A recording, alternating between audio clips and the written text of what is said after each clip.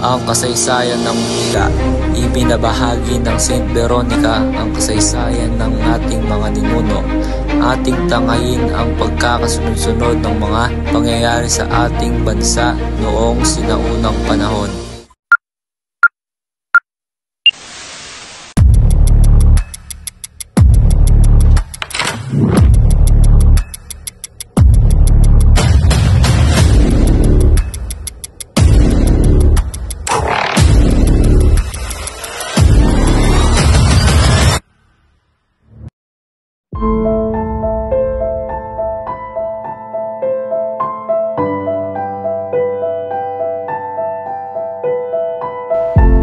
Noong 8 Disyembre, 1941,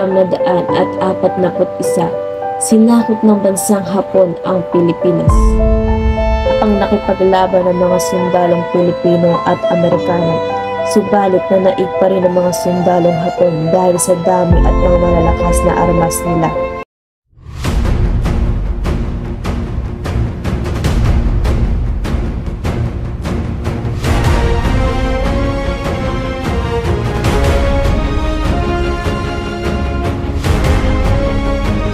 Walang nagawa ang mga sundalong Pilipino at Amerikano, kundi sumuko sa mga sundalong Hapon.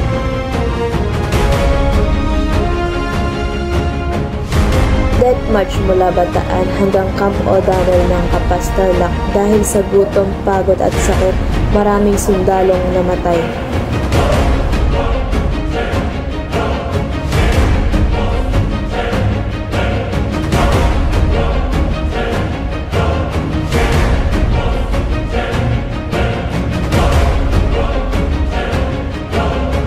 Ngunit ang kalayaan ay muling nakamtan sa muling pagkakaisa ng mga Pilipino, pagkakaisa ng mga kaalyadong bansa at ang pagbabalik ni General Douglas MacArthur. I landed on your soil. I said to the people of the Philippines, since I came, I shall return. I repeat those words, I shall return.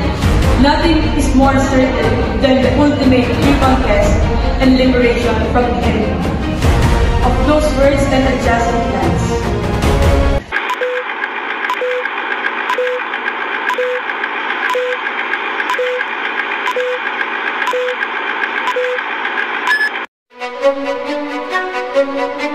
Remaining Jap strongholds in the southern part of the city.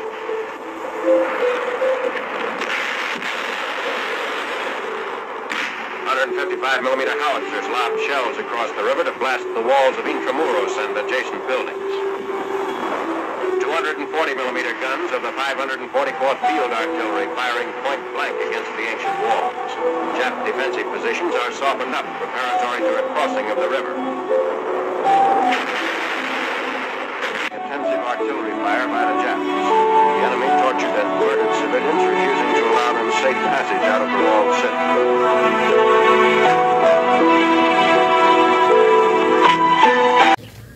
Ngay, ako muna ililisan. Mangangawi ako para may pagkatong tayo araw-araw.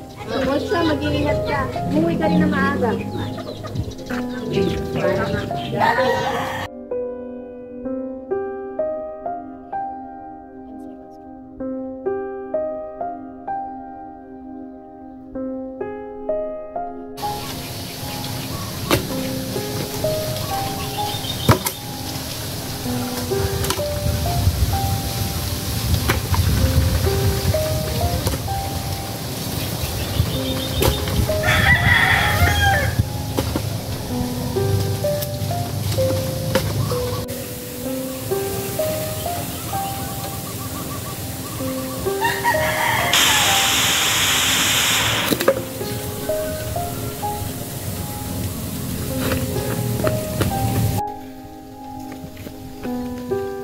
Ano nangyayari sa'yo? Bakit ka namumutla?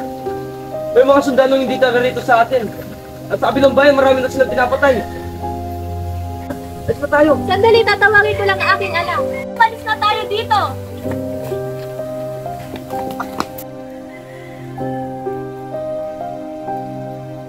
Bilis!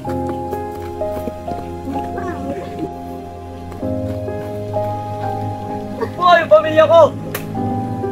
Tay!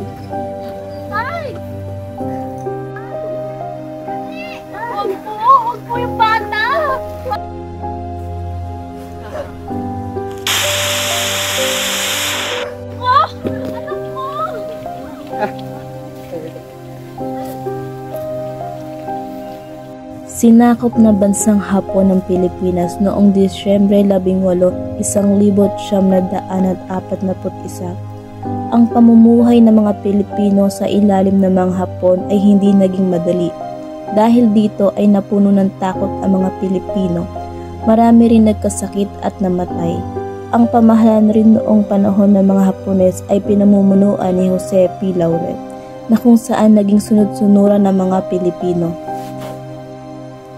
Kahirapan. Sa panahon ng Hapones, lumaganap ang kahirapan dahil sa pagtigil ng mga takot na maging biktima sa pagmamalupit. Elena, nasan siya? Hindi ko po alam, Lord nila. Baka papunta na po yun. Ay, nakatanggal yung na yan kahit kailan. Elena, ipanghila mo nga ako ng upuan. Masusunod po, Donya.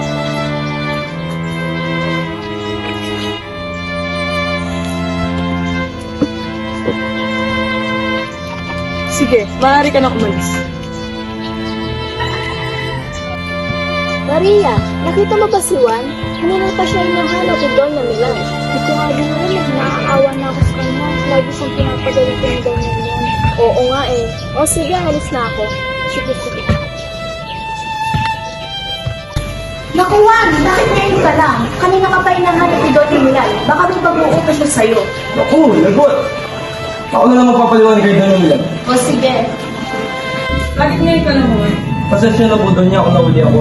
Pinandayan ko po kasi aking mga kapatid. Wala akong pakialam. O siya, kuha mo akong mainom doon.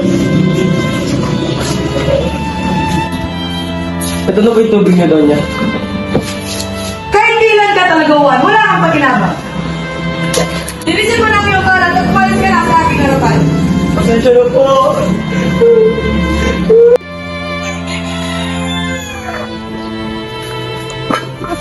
Munyeta, Pasensya na po, senyor. Pasensya na po. Pasensya na po.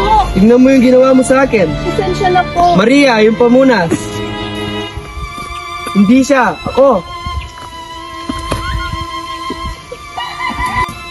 Oh, ba't kayo huminto? May binubugbog kasi doon. Ah, sige, ako na lang awat. Wag po. Baka madami pa po kayo. Hindi, tutulungan ko lang sila.